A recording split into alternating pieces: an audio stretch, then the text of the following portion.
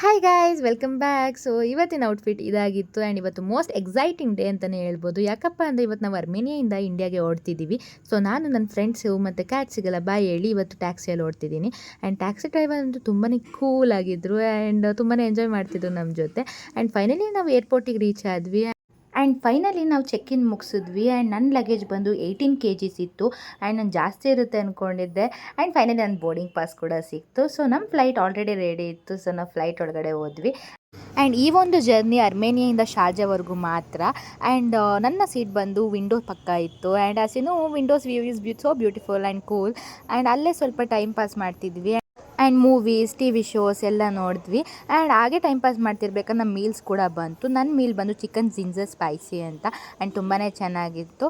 And ಅದಾದ ನಂತರ ಈ ಒಂದು ವಿಡಿಯೋ ನನ್ನ ಯೂಟ್ಯೂಬ್ ಚಾನಲಲ್ಲಿ ಅಪ್ಲೋಡ್ ಆಗಿರುತ್ತೆ, ನೀವು ಹೋಗಿ ಚೆಕ್ ಮಾಡ್ಬೋದು. Thank you for watching. Bye.